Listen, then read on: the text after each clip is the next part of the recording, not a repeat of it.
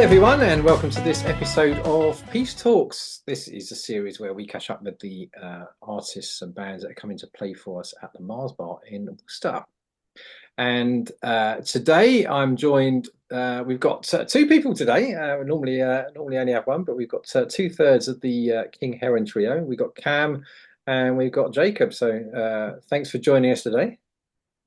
Thanks for having us. Yes. Great to have you on our little YouTube channel. To be honest, there's not a great deal I know about you, so this is going to be a great opportunity for me to find out a little bit more about you. I know obviously you're a trio that's got together from Bristol. Are you all based in Bristol?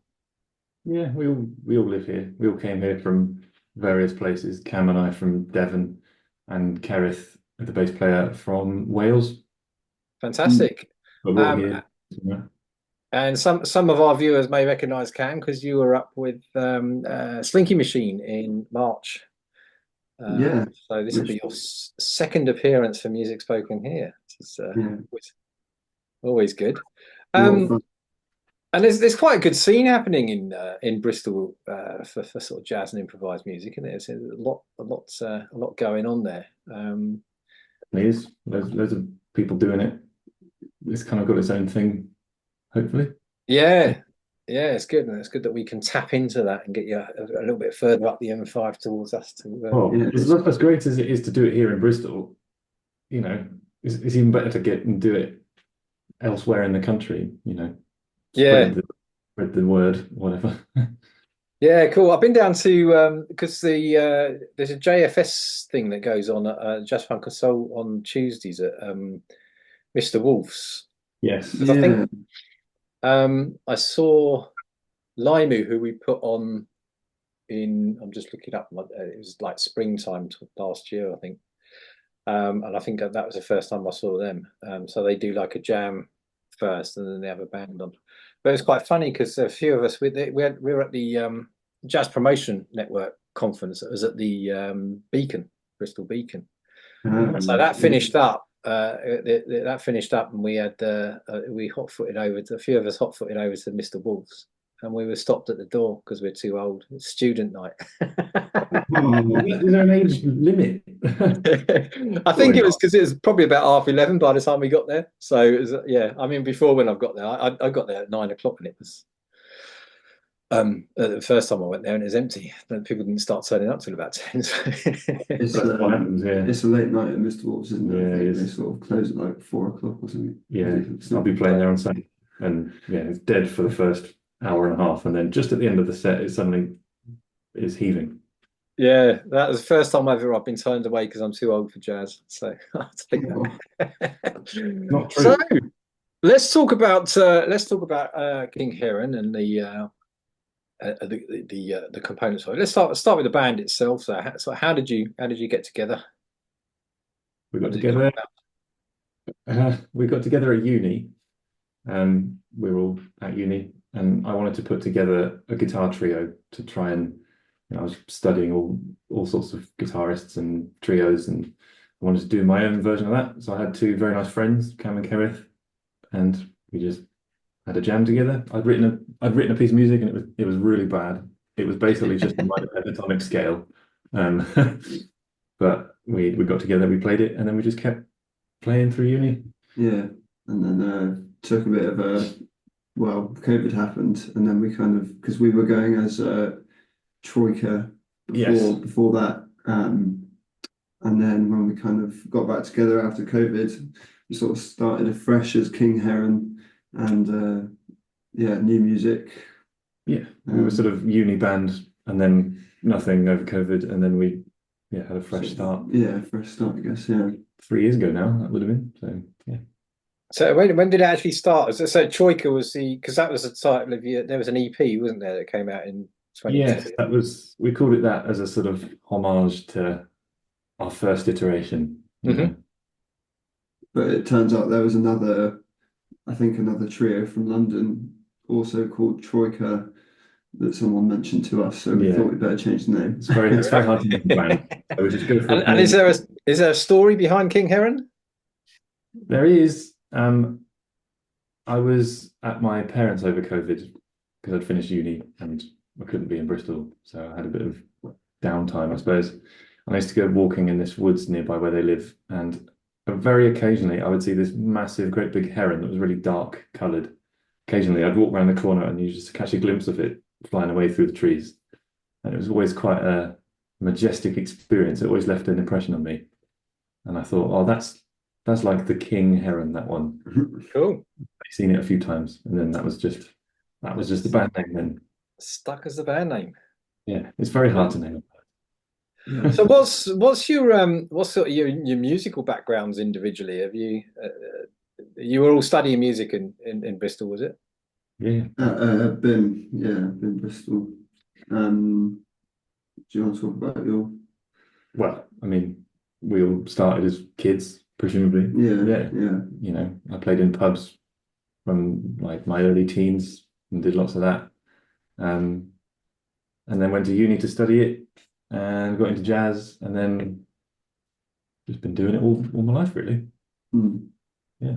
And I guess I was similar, just grew up playing, but yeah, small seaside town in Devon, there's not exactly a massive amount of stuff going on, but I was quite fortunate to meet John from Slinky, and then I did that from maybe I played with them when I was, I don't know, 17 or something for a couple of years before I moved up here.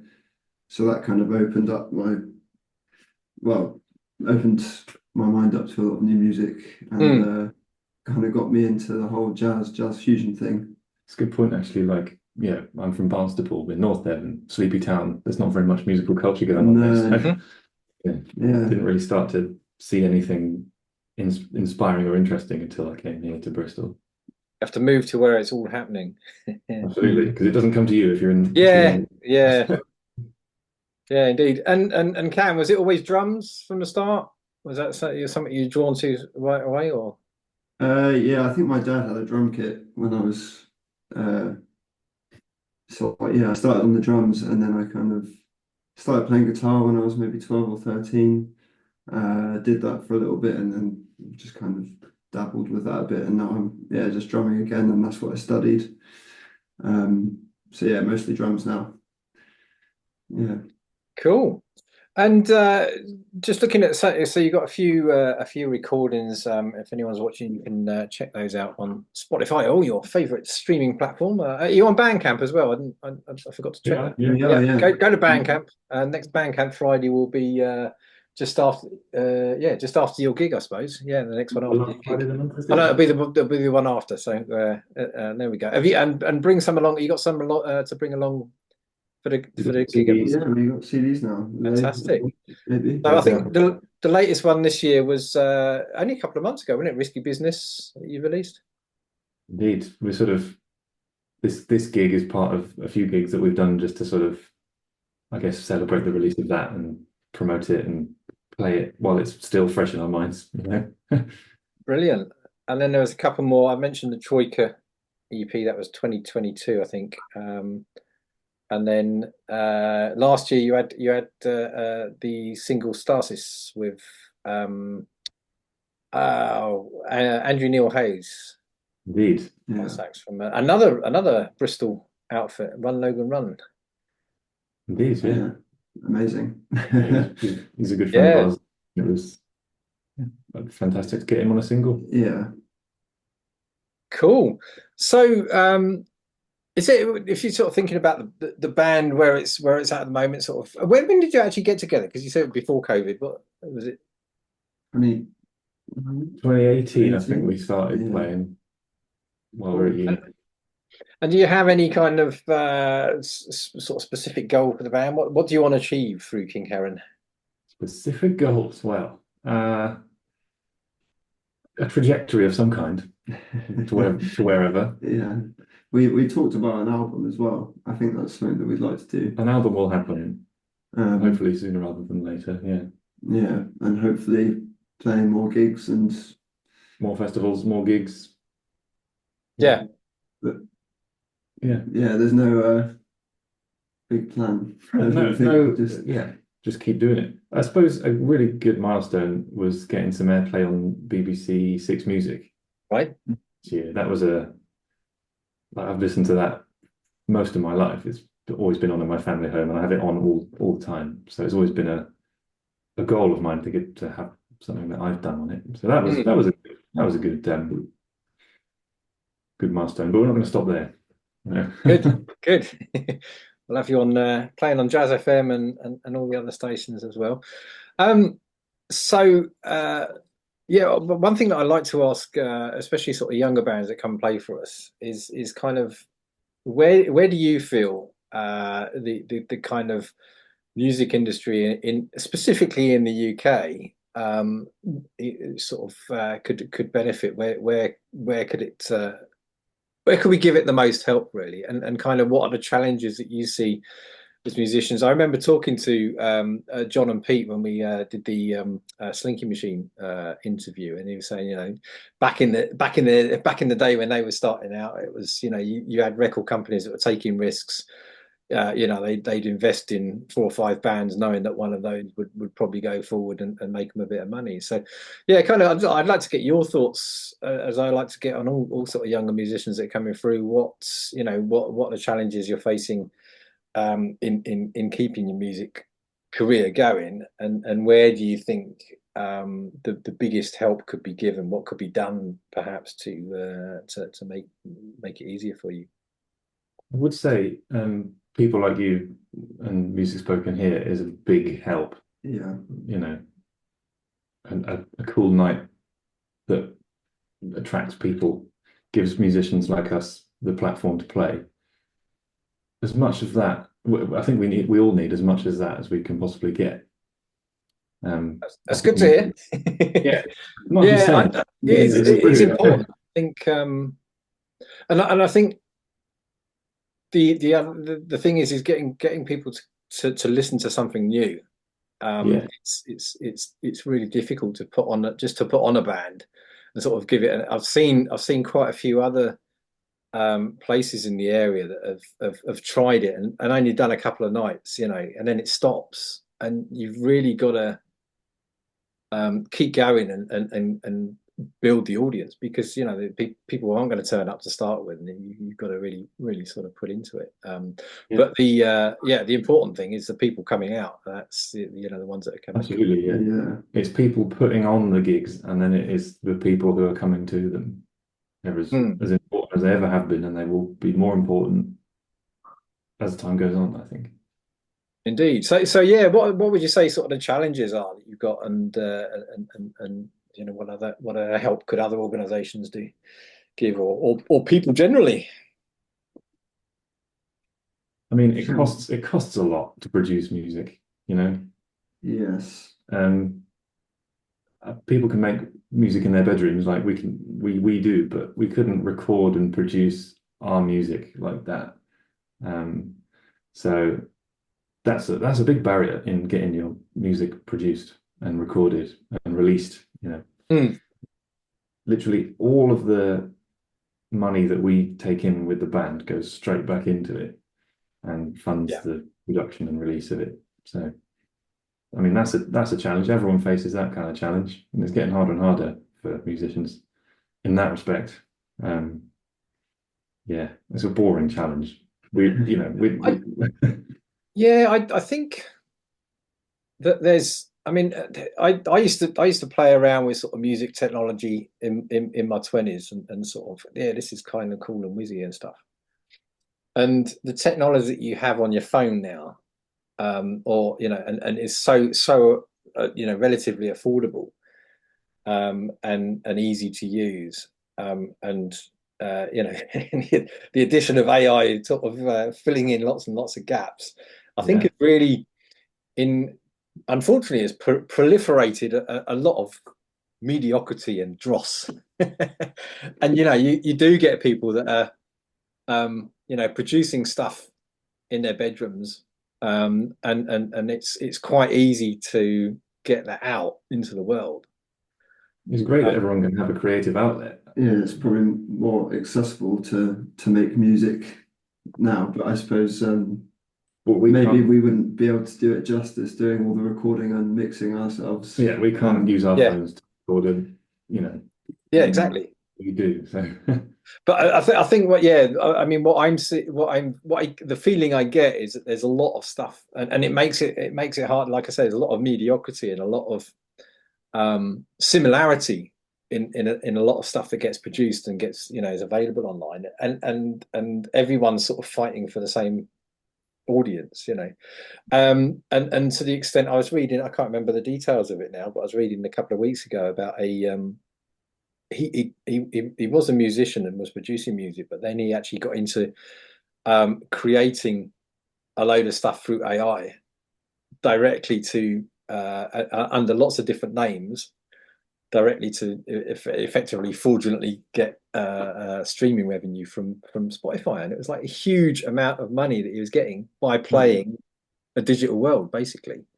He'd worked out, okay, well, this is what I need to do in order to make money. I'm not making money out of music, and so yeah, he was churning out crap basically. But and then you can use those same digital platforms to fraudulently stream those things, and it's all this kind of weird generation of money somewhere along the line that's not going to real musicians.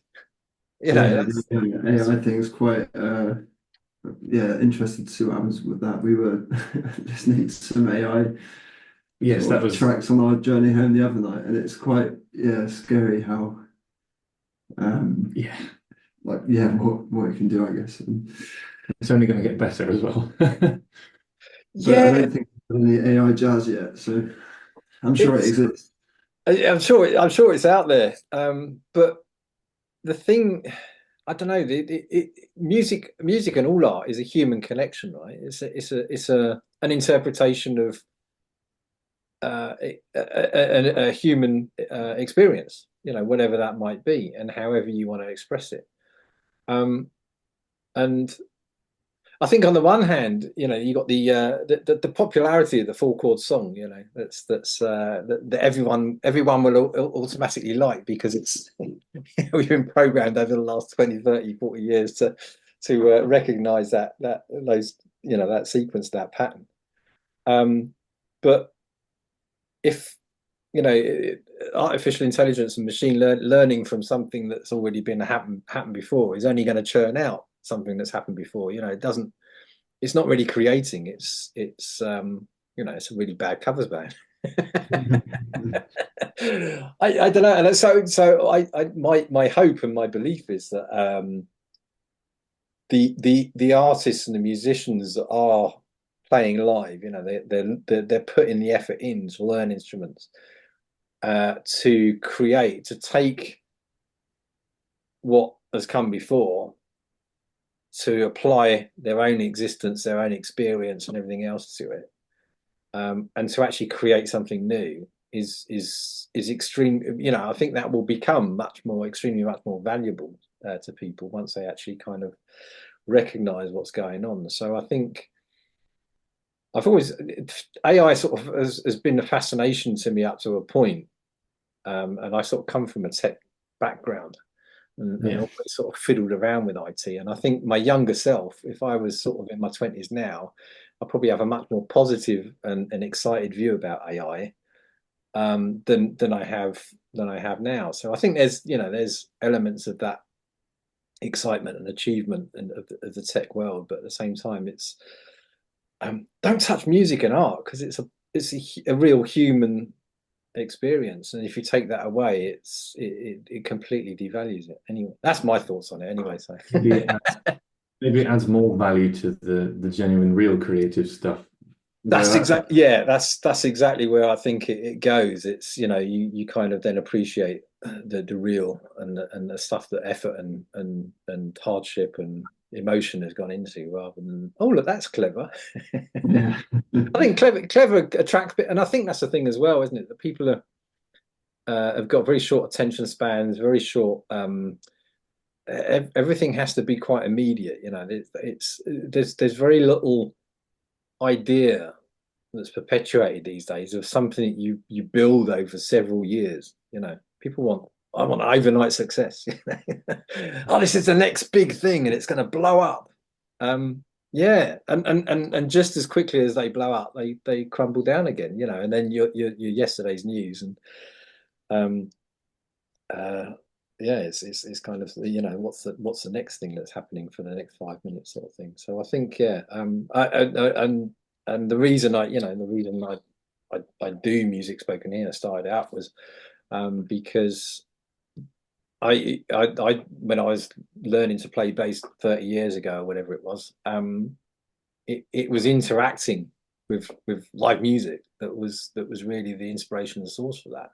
Great, I can listen to records of bands and stuff that came before, but it's actually being there in the room with the people that are putting the effort in to make the art. So long may it live. Yeah, please. So yeah, anyway, so just give us, for anyone who's coming down next Thursday, just give it, and hasn't heard your music before. Like I say, it's available on Spotify, Bandcamp, all of those platforms if you get a chance to listen to. But do you want to just sort of describe your own kind of interpretation of what the music is to our audiences? Well, it's very guitar led. It's a guitar trio. There's no getting around that. We kind of we use a lot of loops and soundscapes and ethereal noises like that to try and broaden the sound. Quite groove oriented, quite groovy. Yeah, full. Hopefully there'll be some improvisation. Yeah. Hopefully there'll be some improvisation. Yeah, I guess.